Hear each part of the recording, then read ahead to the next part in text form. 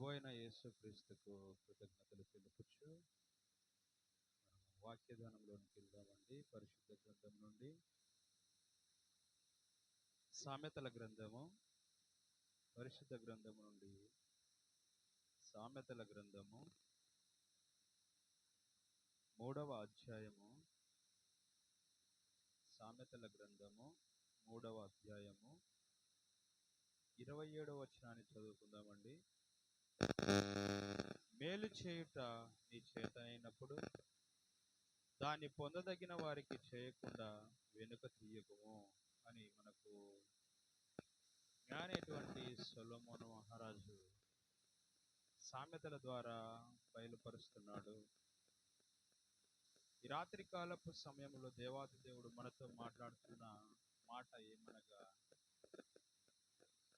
నువ్వు మేలు చేయట చేతనైతే దాన్ని ఎవరైతే పొందుతారో వారికి చేయండి అని చెప్పి దేవుడు మాట్లాడుతున్నాడు. మేలు చేయాలనుకున్న ప్రతి దాన్ని కూడా అది ఎవరికైతే అది సరిపోతుంది, ఎవరైతే పొందగలరు అనే విషయాన్ని గమనించి మనము ఆ మేలు చేయడానికి మనము ముందుకు వచ్చే వారముగా ఉండాలని దేవాతి దేవుడు మనతో మాట్లాడుతున్నాడు. ప్రభు అయిన యేసుక్రీస్తు తన యొక్క సువార్త పరిచర్యలో ప్రతి ఒక్కరికి ఏదైతే పొందగలుగుతుంటారో వారందరికీ కూడా మేలు చేయడం అనేది జరుగుతూనే ఉంది. వీడు అన్యుడు, వీడు పాపి, వీడు దొంగ, వీమె వ్యభిచారి అని అనుకోకుండా యేసుక్రీస్తు వారు మేలు పొందడానికి వాళ్ళు అర్హత కలిగినారా, అలా అర్హత కలిగిన వారికి మేలు చేసే గొప్ప దేవుడు. ఇలాంటి మేలులు పరిశుద్ధ గ్రంథంలో చాలా జరిగాయి. అద్భుత కార్యాలు జరిగాయి, ఆశ్చర్యకార్యాలు జరిగాయి. ఇట్టి కార్యాలను మనము చూస్తూ ఉన్నాం, వింటూ ఉన్నాం. అయినా కూడా ప్రభు అయిన యేసుక్రీస్తును మనము వెంబడించటం లేదు. మన మధ్యకు ఒక దైవజనుడు వచ్చి, మీ గ్రామము నాశనం అయిపోయే స్థితికి వచ్చింది కాబట్టి మీరందరూ కూడా దేవాతి దేవుణ్ణి మీరు ఆరాధించాలి, జ్ఞాపకం చేసుకోవాలి, ప్రార్థించాలి. మీ గ్రామం మీదకి వచ్చే ఉగ్రతను తప్పించుకోవాలంటే ప్రతి ఒక్కరు కూడా ప్రార్థన చేయాలి అని ఎవరైనా దైవజనుడు చెప్పాడు అనుకోండి, మన గ్రామంలో చేరి మనం అతని మాటను లెక్క చేయం. ఎందుకంటే అది అసాధ్యం అనుకుంటాం. అది మానవులమైనటువంటి మనము, ఈ లోకంలో జీవిస్తున్న మనము, ఇది అసాధ్యం, ఇది జరగదు, ఒకానొక సమయంలో యుగాంతము సంభవిస్తుంది అన్నారు. కానీ ఎవరు కూడా భయపడలేదు. కొన్ని ప్రదేశాల్లో కరువులు, భూకంపాలు సంభవించాయి. కాబట్టి దేవుని ఉగ్రత ఎవరి మీదకైతే వస్తుందో ఆ ఉగ్రతను కాపాడుకున్నటకు దేవాది దేవుడు తన సేవకులను, యాజకులను, అధిపతులను మన మధ్యలోనికి పంపిస్తుంటాడు. వారి మాట మనం వినట్లయితే దేవుని ఉగ్రత నుండి తప్పించుకోగలం. ఒకవేళ మనము దేవుని మాట అంగీకరించక పెడచెవిన పెట్టినట్లయితే ఆ ఉగ్రత పాలవుటకు మనము అర్హులంగా ఉంటాము. ఆ ఉగ్రత నుండి తప్పించుకోలేం. అలాంటి ఒక పట్టణం మీదకి దేవుని ఉగ్రత వస్తుంది అని చెప్పినప్పుడు ఆ పట్టణంలో ఉన్న ప్రతి ఒక్కరు కూడా, అన్యులు కావచ్చు, దేవుని నమ్మిన బిడ్డలు కావచ్చు, అలాగే విగ్రహారాధన చేసేవారు కావచ్చు, ప్రతి ఒక్కరు చిన్నలు మొదలుకొని పెద్దల వరకు, పశువులు మొదలుకొని ఆయా జాతికి చెందిన ప్రతి ఒక్క జీవి కూడా దేవుని స్తుతించినట్లు, ఆరాధించినట్లు మనం చూస్తున్నాం. ఆ ఆ పట్టణమునకు దేవుడు ఒకవేళ మనం చేసే ప్రార్థన అంగీకరించి మన మీదికి వచ్చే నాశనాన్ని తప్పిస్తాడేమో అనే ఆలోచన, ఒక ఆశతో వారంతా ప్రార్థించారు. ఎలా ప్రార్థించారంటే ఉపవాసం ఉండి ప్రార్థన చేశారు. దేవుని సేవకుడు చెప్పాడు, మీరు ఈ విధంగా ఉండి ఉపవాసం చేయండి, ఉపవాస ప్రార్థన చేయండి అని చెప్పినప్పుడు వారందరూ కూడా పెడచెవిన పెట్టలేదు. నీ మాటలు మేము వినము అని చెప్పలేదు. ఆ యొక్క సేవకుని మాటకు అంగీకరించి వారందరూ కూడా ఆ పట్టణమును పాలిస్తున్న రాజుతో పాటు అనగారిన వారు అనగా ప్రతి ఒక్క మనిషి, ప్రతి ఒక్కరు కూడా దేవుని ఆరాధించారు, స్తుతించారు, ప్రార్థన చేశారు, విజ్ఞాపన చేశారు. అలా చేయడం వలన ఆ పట్టణం మీదకి రావాల్సిన ఉగ్రత దేవాతి దేవుడు రాకుండా చేశాడు. ఎందుకు అనగా దేవుని మాటను వాళ్ళు విన్నారు, దేవునికి వ్యతిరేకంగా జీవించలేదు.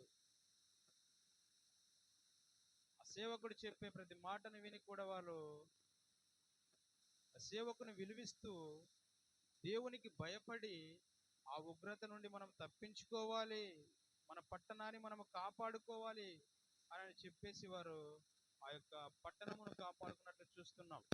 కాబట్టి ఈ రాత్రి కాలపు సమయంలో మనము వింటున్న ప్రతి వాక్యము కూడా సకల జనులకు సువార్త ప్రకటించే సువార్థికులు ఆయా ప్రాంతాల్లోనూ దేశములలోనూ తిరుగుతూ ఉన్నారు. కానీ ఇంకనూ మనము మన పాపపు స్థితిలో నుండి బయటకు రాలేకపోతున్నాం. కాబట్టి దేవాతి దేవుడు మనలో నుంచి మార్పు పొందడం కోసం, మారాలి అనే ఉద్దేశంతో ఆయన యొక్క రాకడను ఆలస్యం చేస్తున్నాడేమో. ఆ పట్టణం ఎక్కడ ఉందనేది మనం చూద్దామండి. పరిశుద్ధ గ్రంథంలో మనకు తెలిసిన పట్టణమే. ఆ పట్టణానికి వచ్చిన యొక్క కీడును దేవాతి దేవుడు తప్పించాడు. దేవుని మాటకు శిరసా వహించి, సేవకుని మాటను ఆజ్ఞగా పాటించి వారందరూ కూడా దేవుని మాటకు లోబడి ఆయనకు ప్రార్థించడం వలన ఆ యొక్క పట్టణమును దేవాతి దేవుడు రక్షించినట్టు మనం చూస్తున్నాం. పరిశుద్ధ గ్రంథంలో నుండి యోనా గ్రంథం చూద్దామండి. పరిశుద్ధ గ్రంథం నుండి యోనా గ్రంథము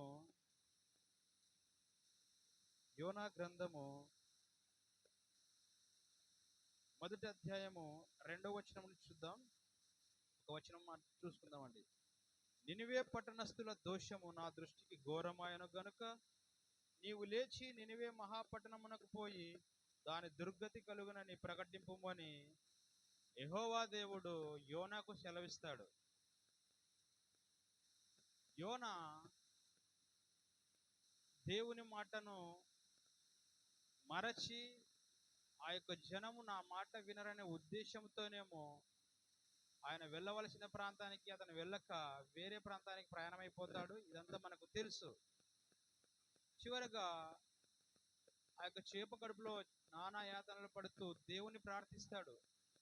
ఆ విధంగా ప్రార్థించడం వలన దేవాతి దేవుడు ఆ మత్స్యమునకు ఆజ్ఞేయగా మరలా భూమి మీదకి యోన వస్తాడు.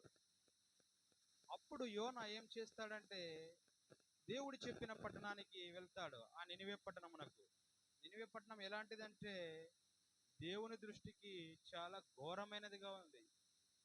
అక్కడ పాపము, వ్యభిచారము, త్రాగుడు, జూదము ఇవన్నిటితో దేవుని మరచి వాళ్ళు ఏం చేస్తున్నారంటే వాళ్ళ యాత్రా జీవితాన్ని కొనసాగిస్తున్నారు. దేవాతి దేవునికి ఆ పట్టణం మీద కన్ను పడిందేమో. కాబట్టి ఆ పట్టణం చాలా ఘోరముగా ఉన్నది కనుక ఆ పట్టణాన్ని ఏ విధంగానే రక్షించుకోవాలి, నేను నా బిడ్డలైనటువంటి వారిని నేను విడిచిపెట్టకూడదు, వారు పాపంలో పడుచున్నారంటే నేను చూసి ఊరకుండకూడదనే ఉద్దేశంతో యోనాను అక్కడికి పంపిస్తాడు. పంపించిన తర్వాత యోనా ఏం చేస్తాడంటే ఆ యొక్క పట్టణంలో మనం చూసినట్లయితే ఆ నినివే పట్టణము అక్కడ మనం చూసినట్లయితే, కాబట్టి మూడవ అధ్యాయం చూద్దామండి. 3వ అధ్యాయం 3వ వచనం చూస్తే, కాబట్టి యోనా లేచి యెహోవా సెలవిచ్చిన ఆజ్ఞ ప్రకారము నినివే పట్టణమునకు పోయెను. నినివే పట్టణము దేవుని దృష్టికి గొప్పదై 3 దినముల ప్రయాణమంతా పరిమాణము గల పట్టణము. 3 రోజులు తిరిగితే కూడా ఆ పట్టణము అయిపోదు ఆయన సేవ చేయడానికి. అంత పెద్ద పట్టణంలో ఆ జనాన్ని ఏ విధంగా రక్షించుకోవాలనే ఆశ, తపన దేవాతి దేవునికి కలిగినది. వారు చేసే అన్యాయమును బట్టి, అక్రమమును బట్టి, పాపమును బట్టి, రాగుడును బట్టి, వీటన్నిటి నుండి నా బిడ్డలు నేను రక్షించుకోవాలి అనే ఉద్దేశంతో తన సేవకుడైన యోనాను పంపిస్తాడు. యోనా ఒక్కరోజు మాత్రమే తిరుగుతాడు ఆ ప్రాంతంలో. తిరిగి ఏం చెప్తాడంటే, మనం చూసినట్లయితే 4వ వచనం, యోనా ఆ పట్టణంలో 1 దిన ప్రయాణమంత దూరము సంచరించుచు ఇక 40 దినములకు నినివే పట్టణము నాశనమగునని ప్రకటన చేయగా. 1 దినం మాత్రమే ప్రయాణం చేసి 40 దినములకు ఈ పట్టణము నాశనం అవుతున్నది గనుక దేవుడు మీకు సెలవిచ్చిన ప్రకారము మీరందరూ ఏమి చేయాలి అని నినివే పట్టణస్థులకు ఆ యొక్క యోన ఏమని చెప్తున్నాడంటే 5వ వచనంలో, నినివే పట్టణపు వారు దేవుని యందు విశ్వాసం ఉంచి. యోన ఆ విధంగా చెప్పగానే, మీ పట్టణము నాశనం అవుతుందని చెప్పగానే ఆ పట్టణంలో ఉన్నంత ప్రజలంతా కూడా దేవుని మీద విశ్వాసం ఉంచారు. మనమైతే విశ్వాసం ఉంచలేం. నిజంగా నాశనం అవుతుందంటే నమ్మం. ఈ గ్రామము నాశనమునకు దగ్గరలో ఉంది, మీరంతా కూడా మీరేం చేస్తారు, మీ దేవతలను మీ దేవునికి పూజ చేసుకోండి అంటే ఎవరు కూడా మనం చేసుకోలేం. ఎందుకంటే అదంతా అసంభవం అనుకుంటాం, అది జరగదు అని అనుకుంటాం. కాకపోతే ఇక్కడ దేవాతి దేవుడే ఆ యొక్క నినివే పట్టణమునకు తన యొక్క దాసును పంపించాడు.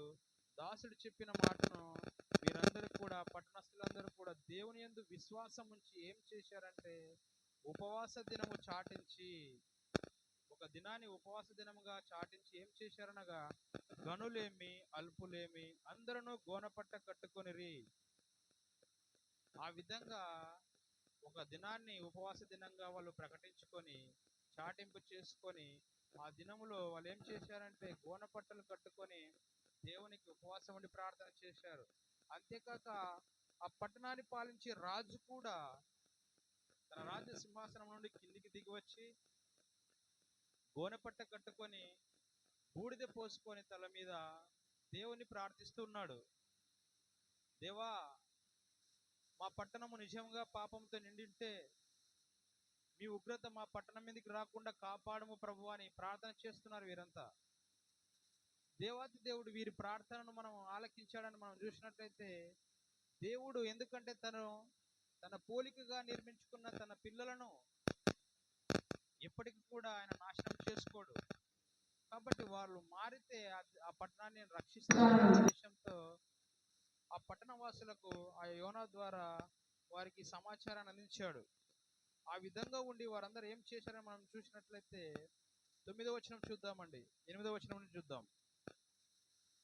వాళ్ళు చేసిన పాపాన్ని బట్టి ఒకవేళ దేవుడు మనస్సు త్రిప్పుకొని పశ్చాత్తాప్తుడై మనము లయము కాకుండా తన కోపాగ్ని చల్లార్చుకొను గనుక మనుషులు ఏదియూ పుచ్చుకొనకూడదు, పశువులు గాని ఎద్దులు గాని గొర్రెలు గాని మేత మేయకూడదు, నీళ్లు త్రాగకూడదు.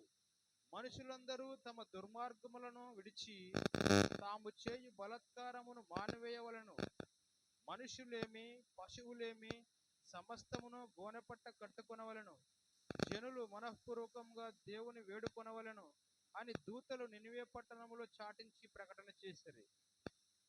యోనాతో పాటు దేవదూతలు కూడా ఆ నినివే పట్టణం అంతా సంచరిస్తున్నారు. మీరు ఈ విధంగా ఉండి ఉపవాస ప్రార్థన చేస్తే మీ పట్టణం మందికి రావాల్సిన ఉగ్రత దేవుడు కాపాడుతాడు, ఆ ఉగ్రత నుండి మిమ్మల్ని తప్పిస్తాడు. కాబట్టి ఆ విధంగా ఉండి ప్రార్థన చేయండి అని చెప్పగానే వీరంతా కూడా, ఆ పట్టణస్థులంతా కూడా ఒక్క మాటకు వారంతా ఏకగ్రీవంగా గోనె పట్టలు కట్టుకొని, పశువులకు మేత లేదు, వారు కూడా ఉపవాసంతోనూ ప్రార్థన చేయడం వలన దేవుని ఉగ్రత ఆ పట్టణం మీదకి రాకుండా కాపాడుకున్నారు.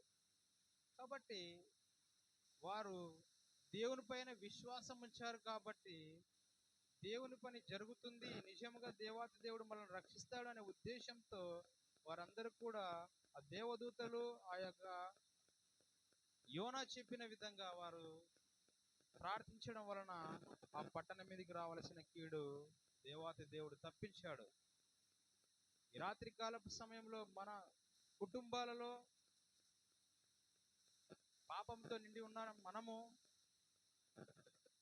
ఏదైనా ఉగ్రత మన మీదకి వస్తున్నదంటే మనం ఏం చేయాలంటే మోకాలుని దేవాతి దేవునికి మనము ప్రార్థన చేయాలి, దేవునితో మాట్లాడాలి. ప్రార్థనా పూర్వకంగా దేవుని ద్వారా మనం మాట్లాడినట్లయితే మన మీదకి వచ్చే ఉగ్రత నుండి దేవాతి దేవుడు మనల్ని రక్షిస్తాడు. కాబట్టి ఈ యొక్క నినివే పట్టణాన్ని దేవుడు రక్షించినట్టు మనం చూస్తున్నాం. ఆ 10వ వచనం చూద్దామండి. ఈ నినివే వారు తమ చెడు నడతలను మానుకొనగా వారు చేయుచున్న క్రియలను దేవుడు చూచి పశ్చాత్తాప్తుడై వారికి చేయుదునను తాను మాట ఇచ్చిన కీడు చేయక మానెను అని చూస్తున్నాం. మీరు ఈ విధంగా ఉండి ప్రార్థన చేస్తే మీ నినివే పట్టణం మీదకి రావాల్సిన ఉగ్రతను దేవాతి దేవుడు తీసివేస్తాడు అని యోనాతో పాటు దేవదూతలు ప్రకటించారు. వారు ప్రకటించిన విధంగా వీరందరూ కూడా దేవాతి దేవుని ప్రార్థించడం వలన వారి గ్రామం అనగా వారి పట్టణం మీదకి రావాల్సిన ఉగ్రతను వారు దేవాతి దేవునికి మొరపెట్టడం వలన దేవుడు వారి మీదకి రావాల్సిన ఉగ్రతను తప్పించాడు. అదేవిధంగా మన గ్రామం మీదకి, మన కుటుంబాలలో మనకు తెలియని విధంగా సాతాను శక్తులు మనల్ని కృంగదీస్తుండొచ్చు. అలాంటి సమయాల్లో మీరేం చేయాలి, మనమేం చేయాలని అంటే దేవుని యందు విశ్వాసం ఉంచి నేను ప్రార్థించడం వలన నా విశ్వాసం ద్వారా నా కుటుంబమునకు రావలసిన ఉగ్రతను దేవుడు తప్పిస్తాడనే ఉద్దేశంతో మనము దేవుని ప్రార్థించే వారముగా ఉండాలని ఈ లేఖనం ద్వారా దేవాతి దేవుడు మనతో మాట్లాడుతున్నాడు. కాబట్టి ఏ అవసరత అయినా, ఏ ఇరుకులైన ఇబ్బందులైనా మనము దేవునితో చెప్పుకునే వారముగా ఉండాలి. ఇరుగు పొరుగు వారికి చెప్పుకోవడం వలన మన కుటుంబాలు చిన్న భిన్నమవుతాయి. అలా చిన్న భిన్నం కాకూడదంటే మనకు కావలసింది ఏమనగా మన సంసారాన్ని, మన యొక్క యాత్ర జీవితంలో చక్కబెట్టుకోవాలంటే దాన్ని పరిష్కరించే గొప్ప దేవుడు మన ప్రభు అయిన యేసుక్రీస్తు మాత్రమే. నీకు ఇరుగు పొరుగు వారికి చెప్తే దాన్ని మనకు సాల్వ్ చేయలేరు, ఆ యొక్క కీడు నుంచి మనల్ని తప్పించలేరు. కాబట్టి దేవునితో మనము మాట్లాడే వారంగా ఉండాలి, ప్రార్థనతో మాట్లాడే వారంగా ఉండాలి. ఎప్పుడైతే మనం ప్రార్థనలో గడుపుతామో దేవుడు మనతో మాట్లాడుతుంటాడు. కాబట్టి ఆ నినివే పట్టణాన్ని ఏ విధంగా అయితే రక్షించుకున్నారో మన కుటుంబాలను కూడా మనము దేవునితో మాట్లాడుతూ దేవునికి మొరపెడుచు మన కుటుంబాలను మనం కాపాడుకునే విధంగా ఉండాలని రాత్రికాలపు సమయంలో ఈ యొక్క యోనా భక్తుల ద్వారా మనకు దేవాతి దేవుడు బయలుపరుస్తున్నాడు. దేవుడి వాక్యము దీవించి ఆశీర్వదించును గాక. ఆమేన్.